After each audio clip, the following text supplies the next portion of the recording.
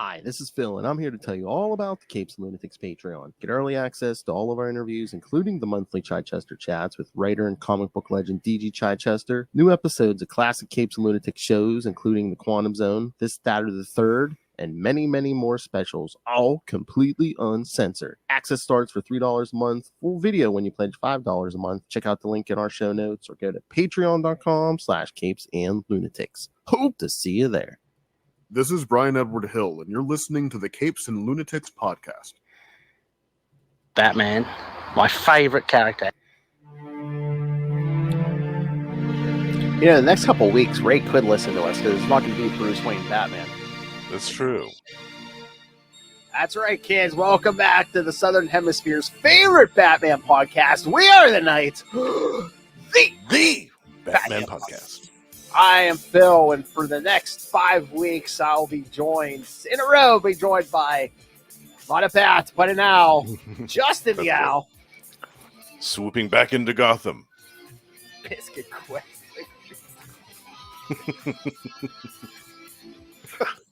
You with Lilith, although I think she's sticking with Internet Granny for the most part these days. Yeah.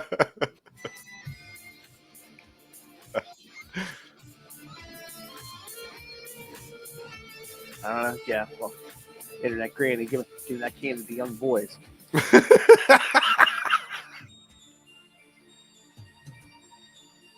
Can't leave me alone for a month, Lilith. All right. So, yes, Lilith is away. Well, again, this would have been our normally scheduled end of the month episode anyway, but all of September, kids, yes, Justin will be back, and we're going to be just going straight through Knightquest. So. The Crusade and the Search, I think, right? Yeah. Because I was going to listen today. Yeah, because there is that. When Bruce finally does find Dr. Plot Resolver. Yes. Yeah, it's coming up, I think, isn't it? Yeah. It's in Legends of the Dark Knight 3 part. That's right. Yeah. That's what it was. Yeah. All right, but yeah, this time's going to be we got Batman 505, but then we got can't believe a Marvel DC crossover in the middle of Knightquest. Yes. Yeah. Of all times. Yes. So, yeah, strap in for that, kids. I wonder how many people read that. Cause, I mean, again, that's not on any app because it's a crossover. So, yeah, this was my first time reading that one, actually. Really? I read the other one, which was done, the one with the John Romita Jr. art. Oh, is it Bruce Wayne in it? Yeah. I think they said, I was looking at it. I never read that one, but I think it said it comes after this one. I think. The same year it comes after this one because it's after Bruce comes back. Yeah. I do have that one. But for some reason I missed this. I don't know why. I think none of the comic shops that I ever frequented had it, and I just never thought about seeking it out actively. I completely forgot about it. Yeah. Hold on, give me a moment. I got technical difficulties. Oh, that's okay. Wire here.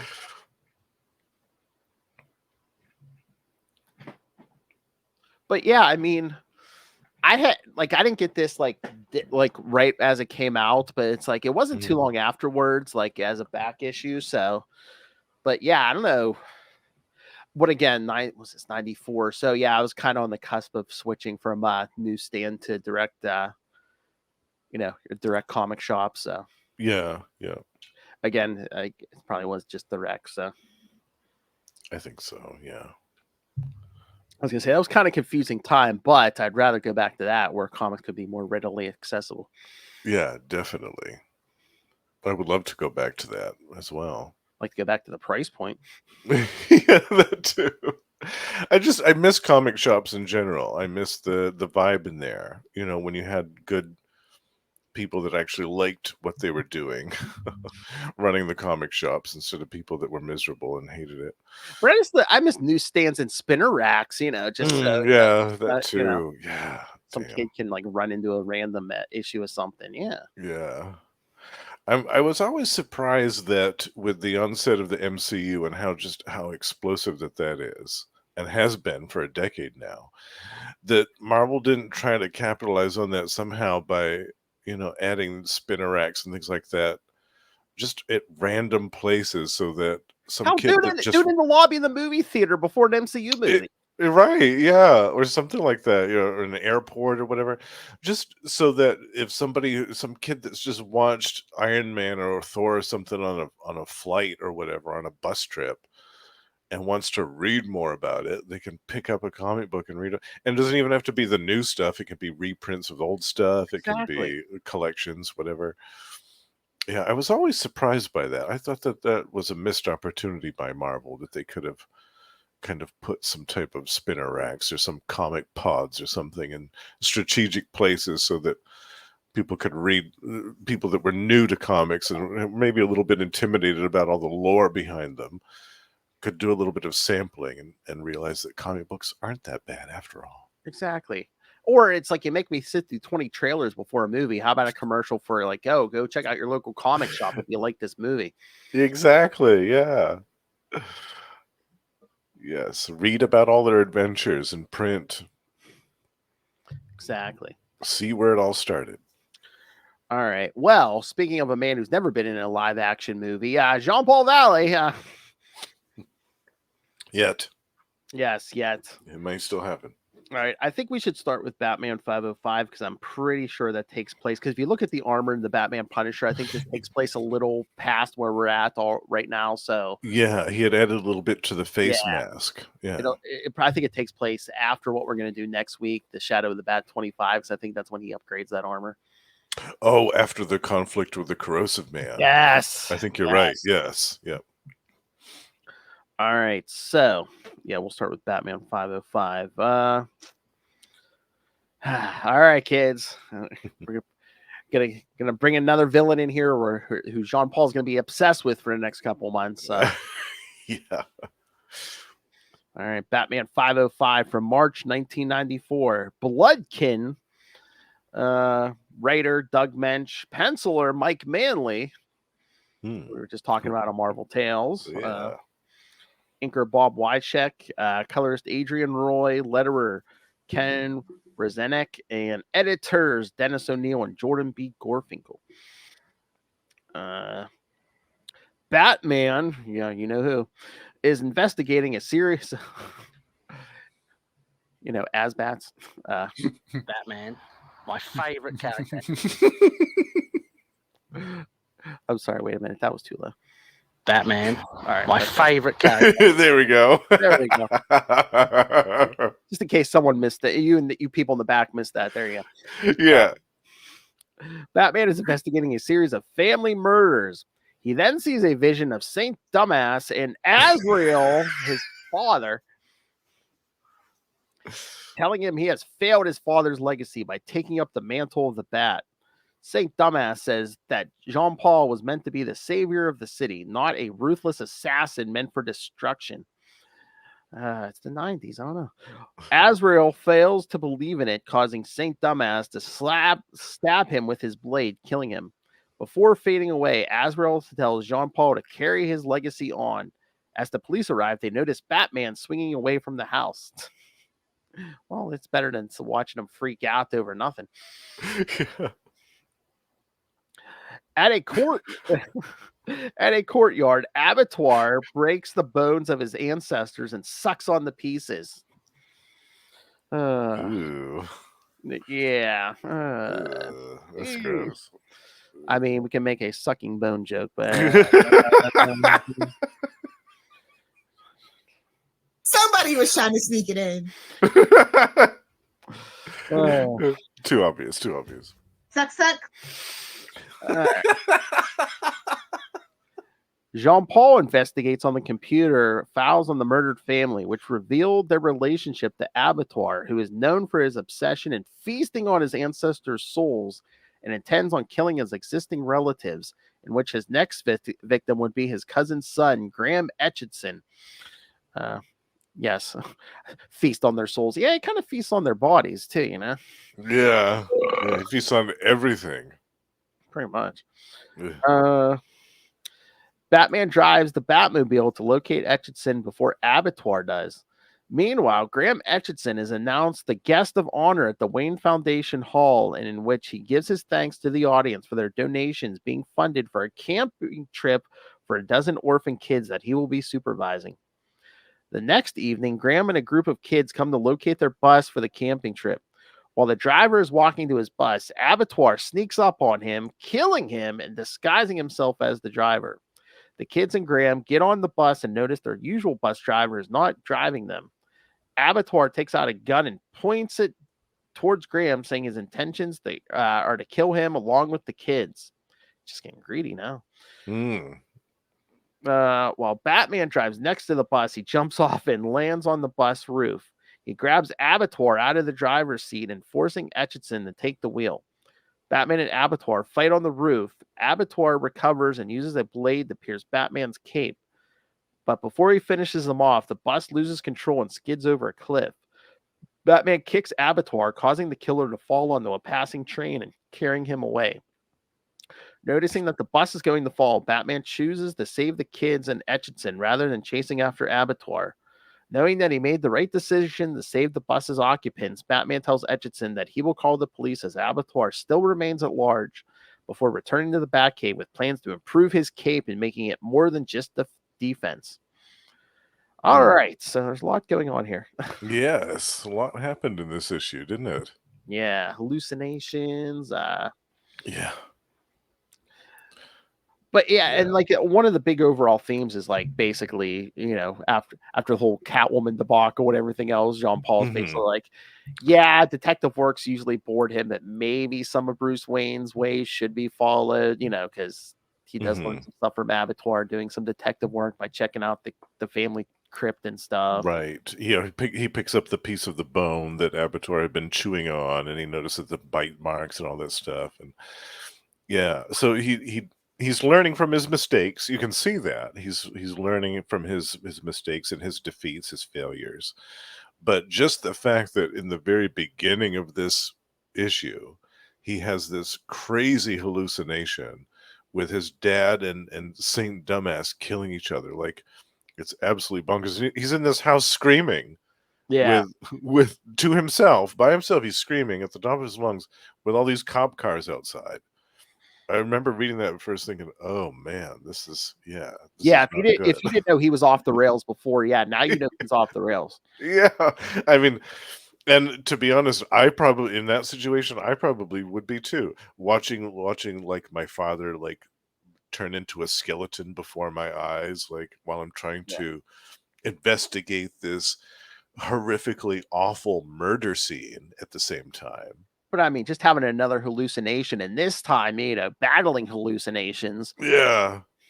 And I think, was this the first time that we had seen it, before it had just been Saint Dumbass, but we had never seen his father appear before, had we? Or had we? I think this might be the first time we see the father, maybe. But Yeah. I don't think it's the last. I think that we see both of them. Multiple times again. When we get to the final part with Abattoir, I think you know they're basically the angel and the devil arguing off on his shoulder. Yeah. So this is big. This is a big development in this issue. Oh yeah.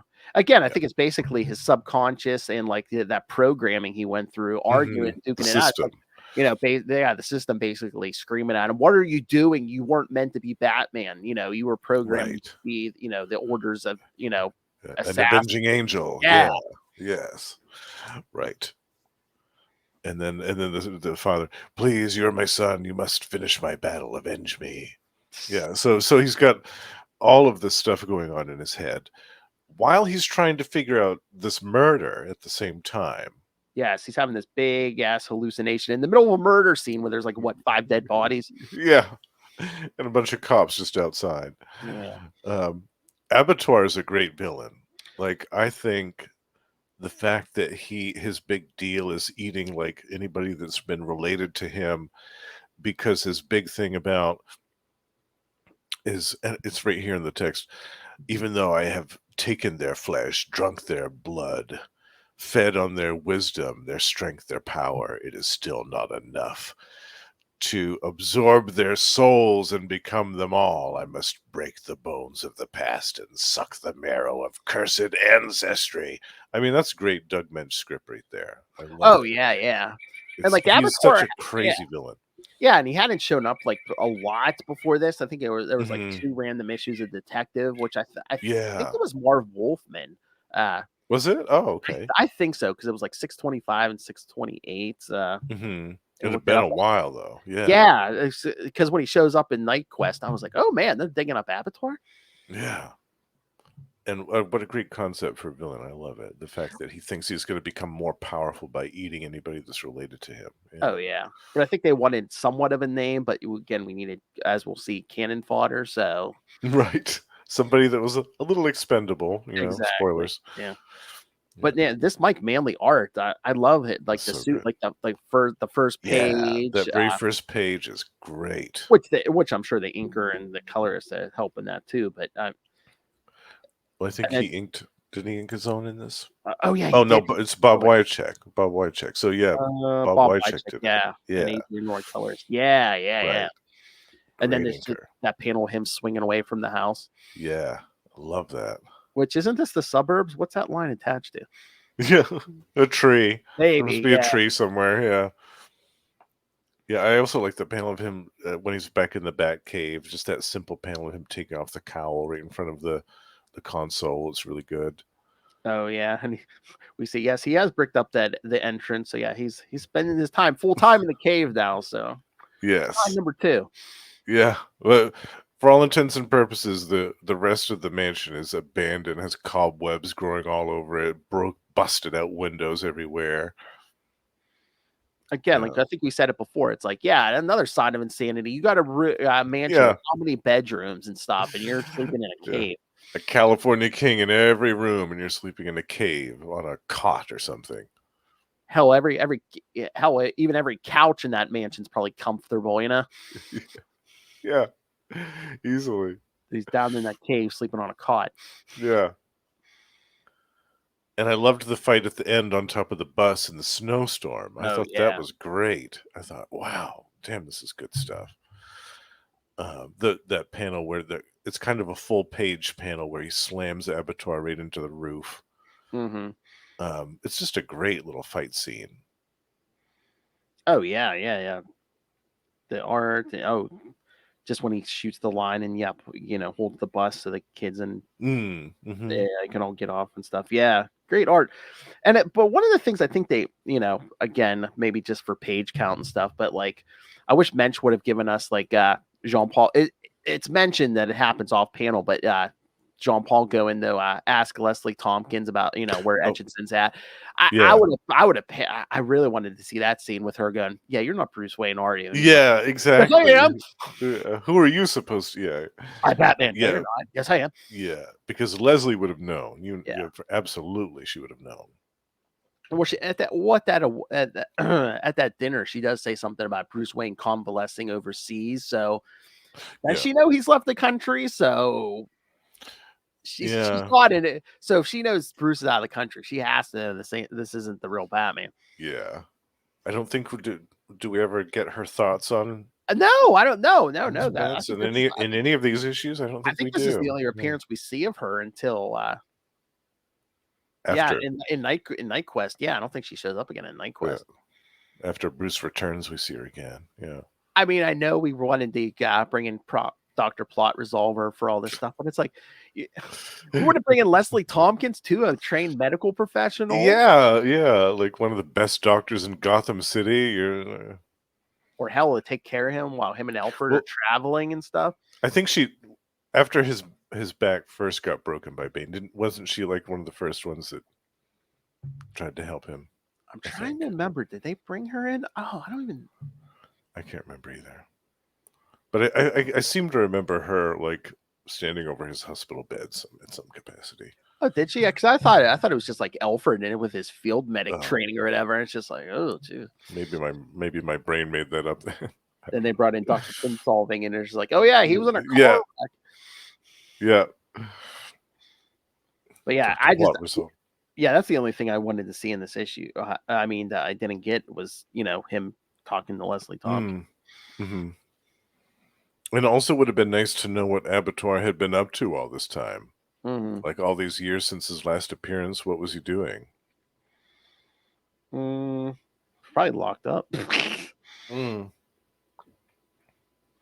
Yeah, because what is it? Oh yeah, in the second detective annual, it shows like he paid some guy to like break him out of Arkham and stuff. So Oh, it would have been nice to see. Well, but he gets captured at the end of that one. So I'm like, well, how do you break out of Arkham this how do time? you break out again? Yeah. Do they? I don't think they mentioned that in this issue, do they? Oh no, they're just How like, he oh gets yeah, no, out? he's on the loose. Yeah. Yeah. No, it starts Mm. with at the aftermath of the whole family Of that murder, yeah. But Yeah. they don't talk about him escaping or anything. Yeah. That would have been nice to have. Oh no. You know what they do say?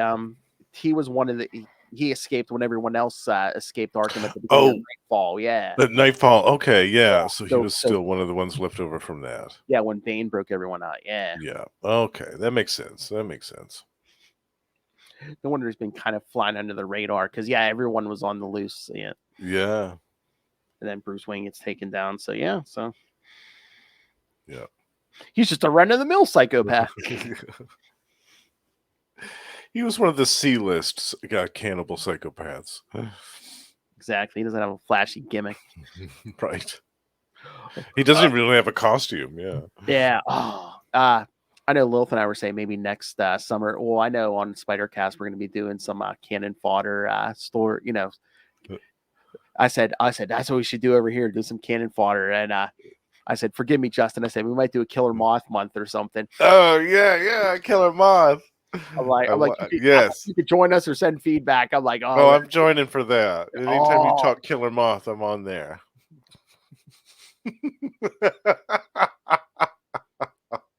Killer Moth. I love Killer Moth. Yeah. I don't know if he's my favorite Batman nemesis, but he's up there. He's up there. Is he like your favorite out of the ones that aren't like, A-list? Yes. Yeah. Definitely. He's no Joker, but Although I do love Anarchy. It's tough. Oh yeah, Anarchy's good too. Yeah. Anarchy's one of my favorites. It's tough. Oh yeah, I have a special place for Anarchy because I started collecting around Detective 600, so it was a few months later. Yeah, Anarchy started. Yep. And then there was that fantastic miniseries. Oh yeah. Where he met Darkseid. Oh god, I love it. So good. Then they did. I guess was it an ongoing? But it only lasted like 10 issues or something. Because I know Will and I covered the first few issues because like Cal Rayner showed up. Yeah, and Anarchy discovered a Green Lantern ring. Yeah. So yeah, it's too bad that didn't take off. I was hoping that it was going to. And then they like kind of retcon it where it's like his biological father was like the Joker. Yeah, I'm not a fan of that. I don't like that. I'm like, why can't you just have him be his own thing? It's like, why do you? Why do you have to tie everything to the Joker? Oh, no. Yeah, that's like, why do they always got a retcon where everybody has to be interconnected with everyone else? And yeah, it's this grand lattice work that everyone is connected to everyone in Gotham City and has been for hundreds of years. No, yeah, I'm not a fan of that. But yeah, but again, this art, I love this art, especially even just like him driving in the Batmobile and stuff. Yeah, it's great art. It's great inks from Bob Wyachak. Yeah, even the colors are really good in this. Like in that scene with the snowstorm, like the kind of like the effect of the blizzard blowing in the face of Jean Paul as he's trying to like use his line to get onto the bus. It's really good. Oh yeah, it's very effective art. It helps you give like the impression of like movement on the bus and stuff. Like it's really it's hurtling at a really dangerous speed. Yeah, but like I guess it would be the inks, like just like when you need shadows for Batman and stuff. I mean, the whole thing looks good. Yeah, I love the art in this. This is some of my favorite art in the whole Knightquest run. Was this Mike Manley stuff? Yeah. Oh yeah, definitely sets the mood and stuff. Yeah. So, and I had to laugh at how Abattoir got away at the end. On the train. He falls off and then lands into this pile of snow, like directly beneath the bus on the cliff face. And then after he lands in the snow, he lands right on top of this train that's going conveniently right underneath them. This moving train, yeah. At that exact moment. Mhm. I love it. And then John Paul was just like beating himself up. He's like, yeah, Bruce Wayne would have made the choice to save the kids too. But I know if he had, it would be captured Abattoir and been watching. Yeah. Yeah. In his inner monologue, he says, there was no choice. I had to stay and save the kids. Yeah. Which in a few months, he may not be making choices like that. Yeah. Yeah. It's important to note that in this issue, we see this is a triumph for Jean Paul. Yeah. This is like a victory for him. But later on, there's a very resounding defeat. And that, I think, is what is kind of like the death knell for his time as Batman. Oh, yeah. It sends him into the real spiral of blackness and craziness that he went into.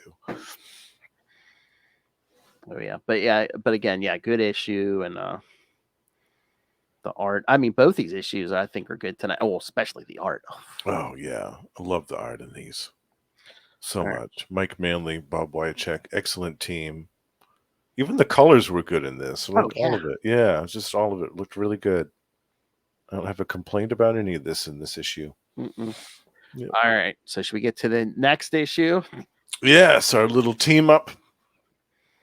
Batman, Punisher, Lake of Fire. All right. Yeah, I don't actually own this. I had to go to Mount Malware to read this one.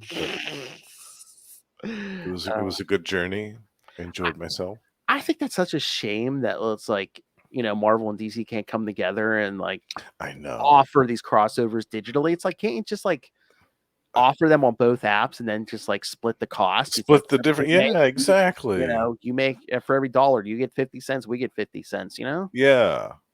Because I don't think any of them are available. Is that right? Like the Jail Avengers? No. None of them are available. Well, I think it's more complicated than you get half and we get half. It's like you have to pay the creative teams and stuff and just. Oh, yeah. Well, I don't know. I think it's a bunch of legalese. So I'm sure. Yeah. I'm sure that both companies would probably have to have a whole team of lawyers involved to wrangle out all the rights for each one of those. Mm-hmm.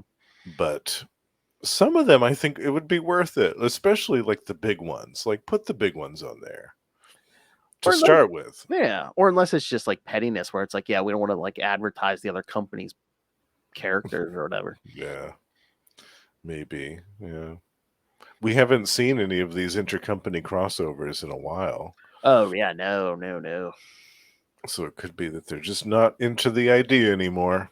I think was JLA Avengers the last one? I think maybe? I feel like it was. I was trying to think of one that has happened since then. That was like early 2000s? Yeah, I think it was almost 20 years ago. Wasn't it 2003 or 4? Yeah, something. It might have been something like So So in almost 20 years, we haven't had a single one. I don't think, unless did they do another amalgam?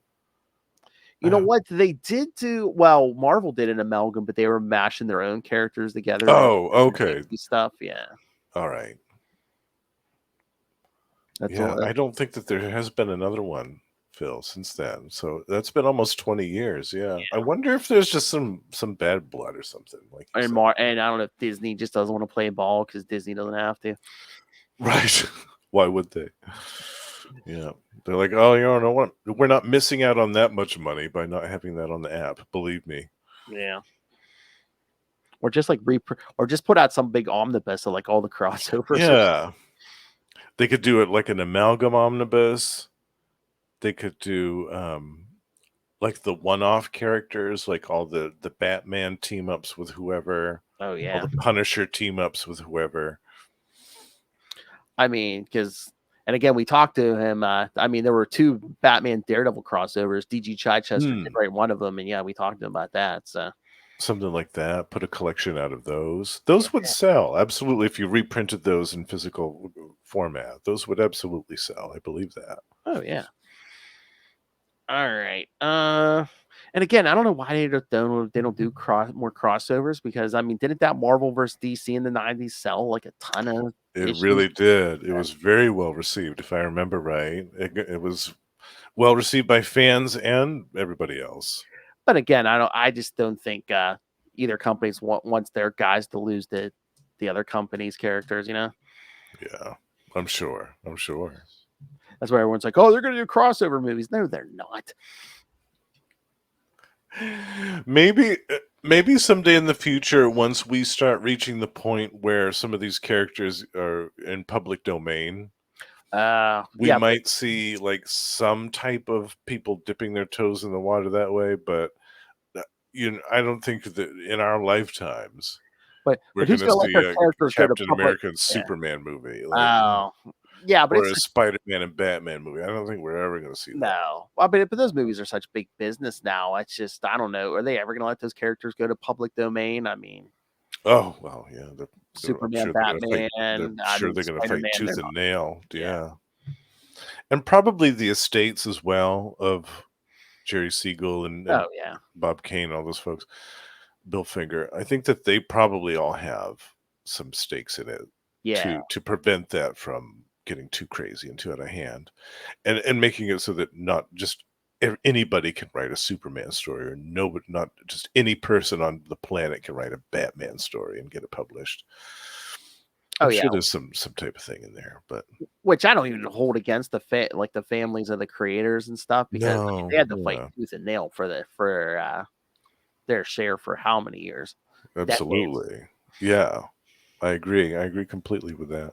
I mean, you don't want just anybody. Yeah, you don't want just anybody making a Superman or Batman story. Yeah. I mean, I think didn't Bill Finger's family or his estate just get what they would do like within the last 5 or 10 years? Yes, it was very recent. That was a mess. Oh my gosh, what an absolute mess that was. All right, yeah. All right, let's get this Batman and Punisher. Batman Punisher Lake of Fire, August 1994. Writer Dennis O'Neil. So he's doing it himself. Penciler, one of my favorite 90s Superman pencilers, Barry Kitson. Yes. I mean, he did a bunch of other stuff, but you say Barry Kitson, the first thing I think of is that 90s Superman stuff. Mm-hmm. Mm-hmm. Inker James Pascoe, colorist Matt Hollingsworth, and letterer Ken Brzezinek. And it's not saying anything about an editor, so I wonder if Denny edited himself. Maybe. Hold on, I got the issue right here. Colorist, letterer. Yeah, it doesn't say, so I don't know. No. I mean, Denny could probably Denny did it himself. Yeah. All right.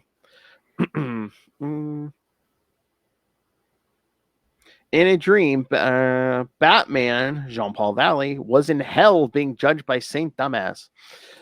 Valley suddenly woke up and believed that he may have dreamt that due to exchanging his Order of Saint Damas robes for the Batsuit, Valley got into his Batsuit and decided to search for Cass Rimmer, who was suspected of stealing a formula for rocket fuel from the Pentagon by the FBI.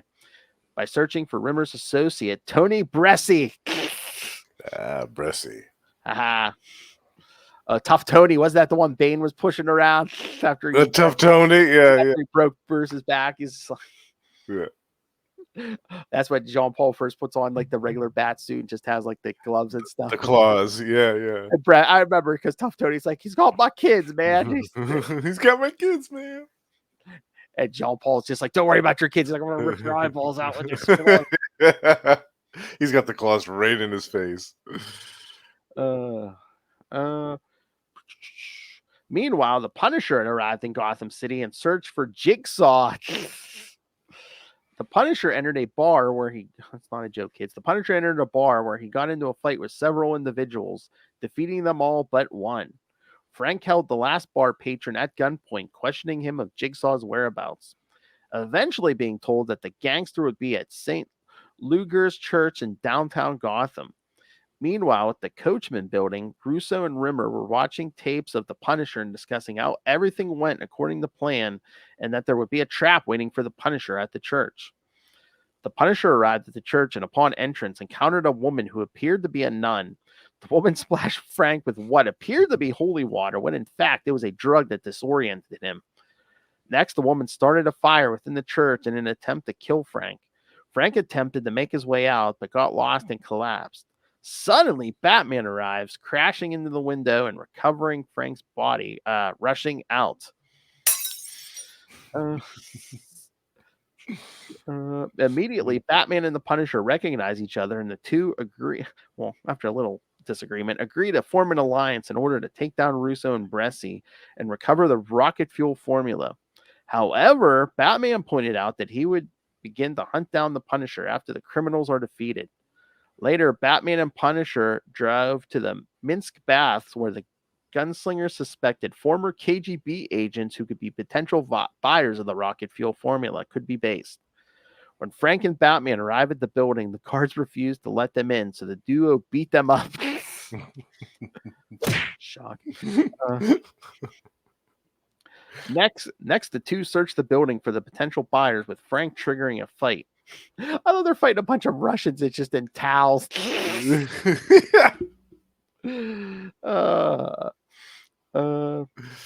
During the fight, Batman threw the Punisher a gas mask and threw a gas grenade onto the floor. Deep breaths.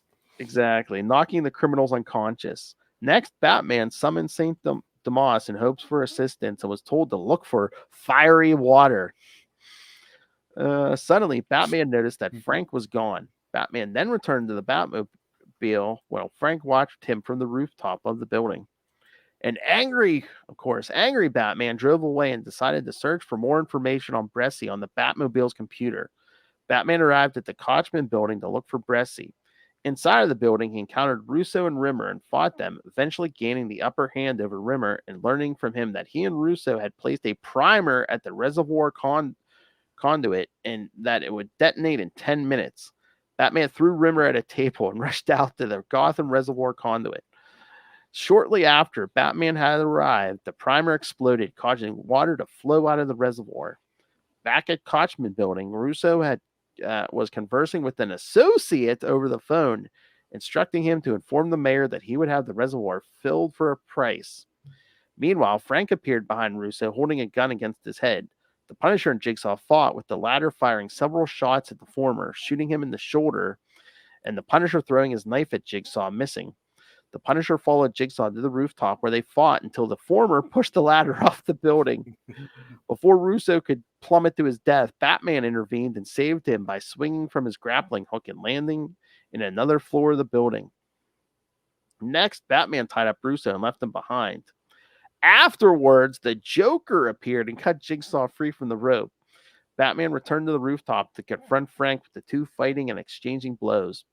The Punisher was eventually knocked to the ground by Batman, and Frank shoots at him but did no damage.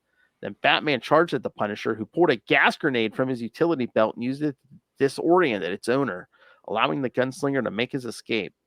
Afterwards, the Punisher decided to go after Russo next, while Batman attempted to speak to Saint Dumas, claiming that he had failed. Although Saint Dumas did not answer, then Batman jumped off of the building into the night. The Batman podcast.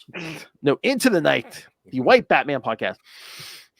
All right. So what did you think, Justin? Guess, since this was your first time reading. Yeah, this is my first time reading. I was actually pleasantly surprised by this. I really enjoyed the artwork, I think, the most in this. The story was okay, but I'm not really a huge Punisher fan, as you know. Yeah. And Jigsaw, like, I could take or leave as a villain. Having him be like the main villain in this didn't really do anything for me. I would have rather have somebody else, but I could kind of overlook that for the most of the story. And I enjoyed it. Yeah. I just found it ironic that they paired up two of the most violent characters of the 90s in the same book. So, yeah. The Punisher and Jean-Paul Valley. Yeah. Yeah, I know. Yeah. Yeah. And it could have been just an all out slugfest for the whole issue between the two of them. Oh, yeah. You know, And it could have been an all-out war between the two of them for just the entire duration of the issue. And I'm glad that it wasn't, because that would have been boring. It's But so I weird. also Oh, go go ahead. No, I was gonna say it's just so weird in these crossovers when all the characters seem like know each other. It's like, oh, the Punisher's like, I've heard of this Batman.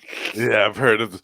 And this is the first time that we've ever heard Frank Castle talk about Gotham City. Mm. Like, there's not many places that's worse than New York City, but Gotham City is one of those. It's like, oh, really? Cool.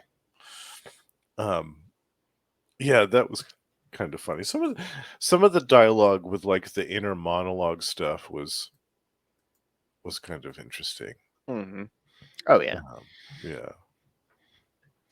But I Um, also really liked, and I was surprised by, the colors in this issue. A mhm. lot of the colors, like the effects that they used on the fire, Yeah. in a lot of the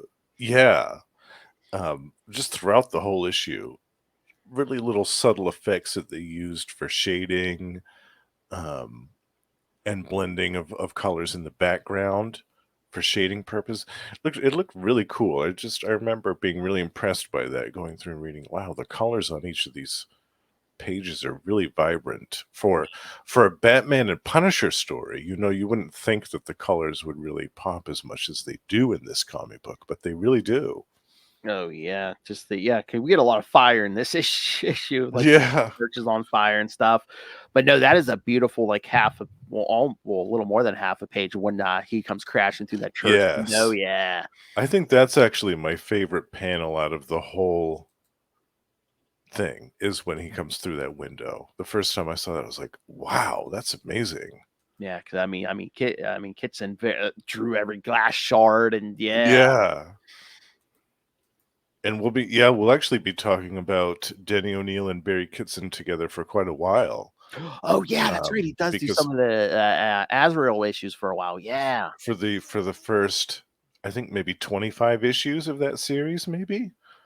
I think something like that. Yeah, that's he right. was on there for quite a while. Yeah. So yes, thanks to September kids. Yes, we're gonna start those Azrael issues in January. So Yeah. yeah, I'm excited about that. Yeah, I love the Barry Kitson artwork. I love the Denny O'Neil script. The story I could take or leave. But yeah, it was good. Yeah, I enjoyed it. It was a good first time read. Mhm. And I definitely go through and read it again, just on the arts of the merit on the art alone. I think that that's really the strength in this. Oh yeah, maybe at some point I have to put on the that other Batman Punisher on the schedule. Maybe have you on. Maybe you, me, and Lilith do it. Because Oh yeah, it'll be a Bruce. the other one. Because I never read that one, so that yeah, that would be cool. Yeah, since you haven't read that, yeah, because I remember liking that one a lot. Yeah, because you could kind of tell they're teasing a sequel because the Joker shows up and stuff. Yes, and I thought that was. How did you feel about the Joker cameo in this? Because it seemed kind of like a throwaway. Again, yeah, it's so weird because most of these crossovers, it seems like they kind of try to throw in at least one adversary of each character, and it's like, yeah, you really didn't get any Batman enemies until and the Joker was just like a cameo, like a 1-2 page cameo. Yeah, I remember being surprised by that and thinking, okay, well, they're gonna have some Batman nemesis show up at some point in this, right?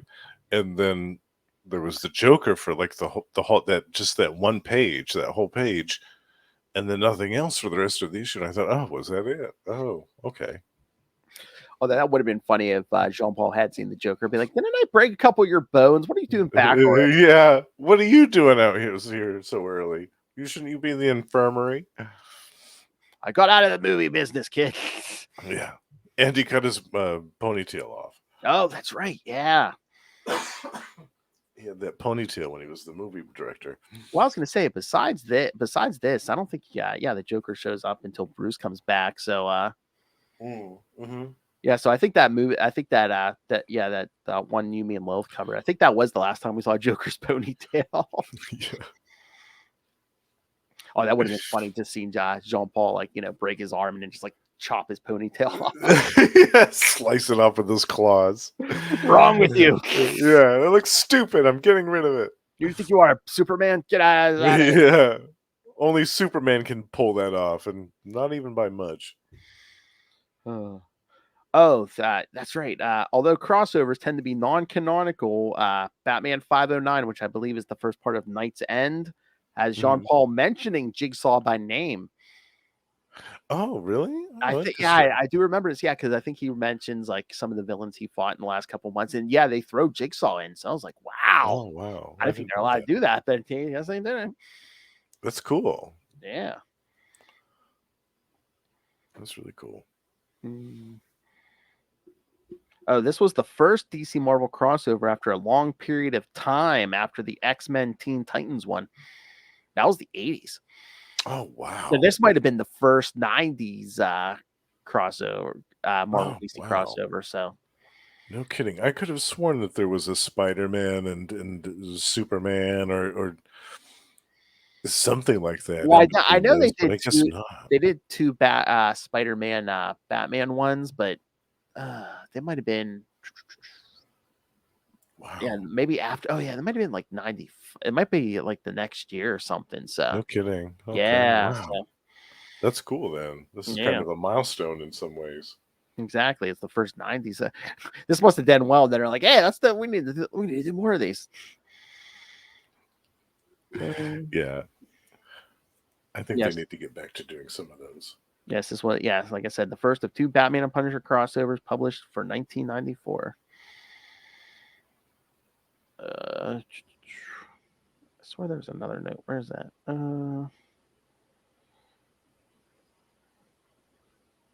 Okay, maybe not. I thought there was some reference, but I guess not.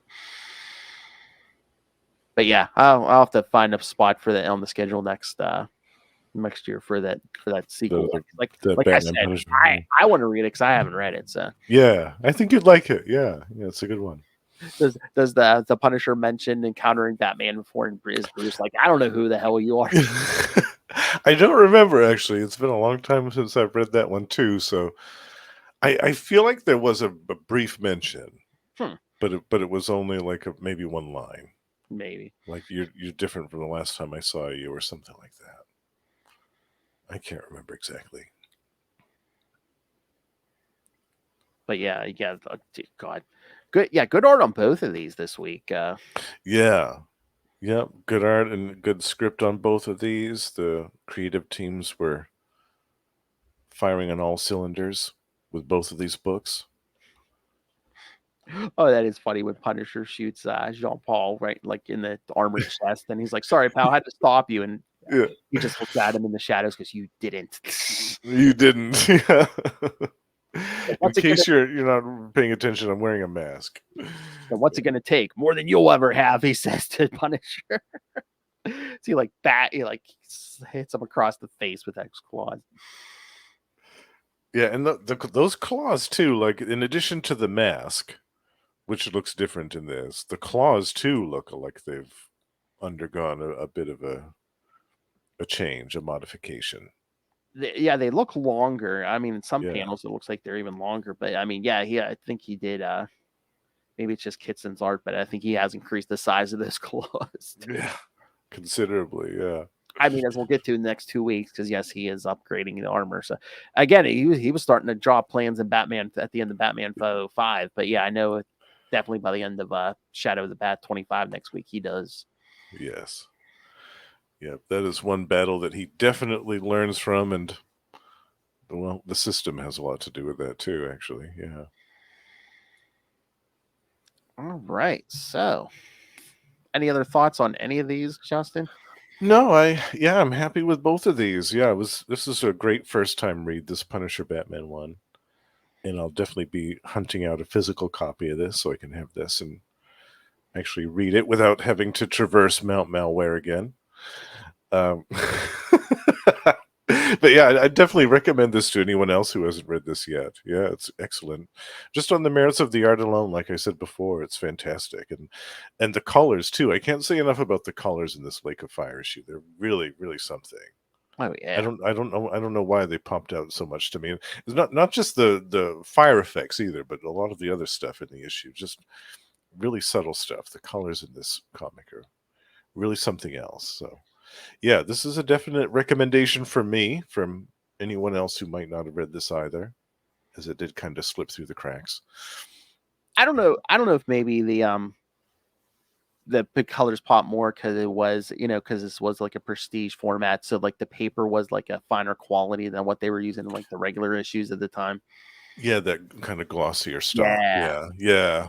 That could have a lot to do with it too. It represented those multi-hued colors, those computer colors, a lot better. This is when they were starting to get really into the heavy computer coloring stuff. Oh yeah, and then this issue, it's on the inside front cover. Yeah, I forgot this. Dedicated to the memory of Ross Andrew. His art and storytelling graced many Batman stories, the first Punisher stories, and the first DC Marvel crossover. Oh right, yeah, that's true. He did the first Punisher stories, didn't he? Yeah. Well, yeah. That's what the first couple appearances were in Amazing Spider-Man. Yeah, that was. Yeah, and he did that first Marvel DC crossover, Spider-Man and Superman. Yeah. Mm-hmm. Yeah, I love Ross Andrew. All right. Like I said, kids, Justin's here for this week and then 4 more weeks, kids. That's right. The whole month of September. Yeah. It's all Knightquest all night long.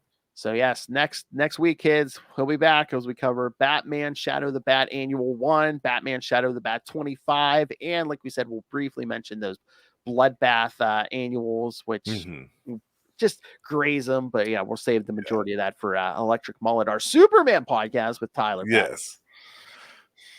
And then the week after that, Batman Annual 17. We'll backtrack a little there too, and Batman 506 and 507 because yes, that's what's the guy's name? Ballistic. Yes. One of the new blood appears. So yeah, that's why we're doing the Batman Annual, because we'll backtrack a little bit because that was his first appearance. Right. Because that was early on. That's when John Paul just had the gloves. Yeah. Right. Yes. But it makes more sense for him to where he appears in the other story too. Yeah. And then it's come back in Batman 506 and 507. And then the week after that, so basically the third week of the month, yes, we'll cover Batman Legends of the Dark Knight 59 through 61. That's the conclusion of Nightfall, the search. Or Knightquest, the search, yeah. Yeah, Dr. Plot Resolver's moment of glory. She gets resolved. No, not a death, kids. You'll see. No. Yeah. And then, and then the last week of the month, we'll do Batman Shadow of the Bat 26 and 27. I believe a certain Clayface or 2 shows up. Or 3, maybe. Oh, yeah. That's right. Which works out perfectly because the first 2 weeks of October, Lilith and I are doing some Clayface stuff. So that works perfectly. Oh, nice. I love it. Doing some first appearances of some Clayfaces, yeah. Which ones are you doing? We're gonna do like the first in those 2 weeks, we're gonna do like basically some like the first appearances of all the Clayfaces. Oh, yeah. I might have to send in some feedback for the Preston Payne Clayface. Oh, yeah, that's my favorite. Clayface 3 is my favorite. Yeah. Oh yeah, because that episode, we're gonna do Detective 478 and 479, his first appearances, and then Outsiders 21 and 22, where Clayface 4 first shows up. Yes, Lady Clayface. Yeah. All right, I love it. Because in October we're gonna do 2 episodes of Clayfaces, and then the third week for the anniversary, we're gonna do a review of Batman: Mask of the Phantasm. Ooh, very nice. Yeah, very nice. I love that. And then the week after that, we're gonna cover another animated movie, Batman Under the Red Hood. It's been a while since I've seen that one. Wasn't that from 10 years ago? Yeah, that was the basically the Jason Todd's back. Yeah. So, I liked that one. Yeah, that was a good one. So yeah, kids, lots of good stuff coming. And like I said, thanks to September, by the time we get to the end of December, that'll be Night's End, and then we get to start the Azrael one going in January. So yeah, and we'll be on that one for quite a while. Oh yeah, 100 issues, couple annual, Yeah. one shot. Yeah. Yeah. Yeah. All right, kids. So yes, so send us all gave you lots of homework there. So send us your thoughts. Email us CapesandLunatics@gmail.com or call the voicemail 614-382-2737. That's 614-38-CAPES. And again, Ray, send in feedback. Really no Bruce Wayne here. Come on. Yeah, this is the Punisher and Asbats. Yeah. Sounds like a plan, Jan. Also, send in your feedback if you agree with us and think that Marvel and DC should do another crossover now. Yeah. Who should it be with? Which characters would you like to see? We'd love to hear it. They're chomping at the bit to do like a Deadpool Harley Quinn crossover. Oh my God. Could you imagine? Yeah. Yeah. They would love to do that. There's so many they haven't got to, some of the newer characters. Yeah. Yeah. Yeah. All right. So fine. And then make sure, check out our website. You can find everything, episodes, social media, merchandise, the Patreon. Again, join Justin, Ray, Russell, and Moz in the Patreon Elite. So find everything at tubespace.io/CapesandLunatics Podcast Network. There's tubespace.io/CapesandLunatics Podcast Network. Oh, look, got a like on this video. Oh, thanks, Mom. All right, Justin. See y'all. Again, you're going to be seeing a lot. Again, this man does a lot of podcasting, but you're going to be seeing a lot of him in September here. I mean, again, it's twice as much. Doing every Batman episode in September. We're going to be doing twice the Marvel Tales in September. Again, Electric Mullet twice a month with Tyler right here on this feed. So that's right. And if that wasn't enough, Justin, you get more Justin elsewhere. So tell them where they can find that. Yes, twice a month. You can find me and Russell over at Gamma Charge, the strongest podcast there is, where we talk about everything to do with the Incredible Hulk and the She-Hulk.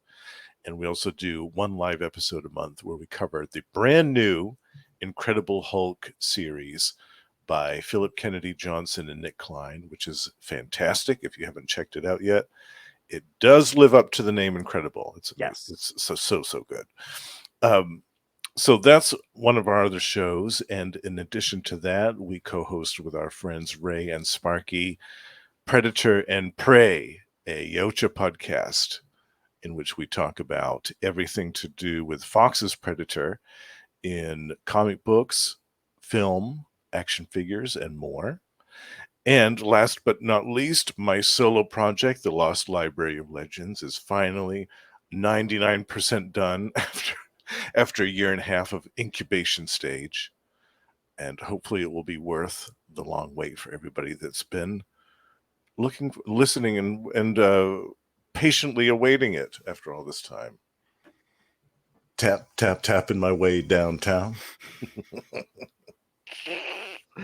Giant size man biscuit thing. Quest. Ah, nice. My favorite biscuit.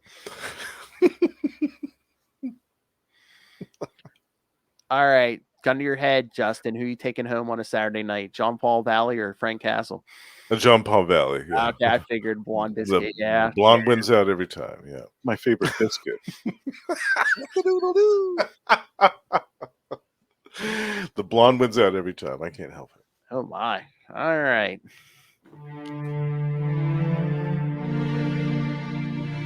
I know this is man doing the Lord's work. Half the time I don't even realize Lilith is gone. All right, so kids, come back 1 week. Justin will be back. We talked Batman Shadow of the Bat Annual 1 and Batman Shadow of the Bat 25. It's time to meet Joe Public. Oh yeah, nice painted cover on that 25 too. Oh, it's so good. I still want a poster of that for my wall. I swear they had a poster. It might have been an advertisement or something, but I swear they had a poster of that. I feel I could remember seeing it somewhere in some comic shop or somewhere. Yeah, I want that. I'm going to eBay that. Like I say, sometimes you find those on eBay, Yeah, I'm going to start looking for that. All right, kids, come back next time. Remember, Justin will be back. But until then, join us same bat time. Same bat channel. Where the night? The Batman Podcast. And again, watch out for that fiery water. Especially you, Lilith, on your vacation.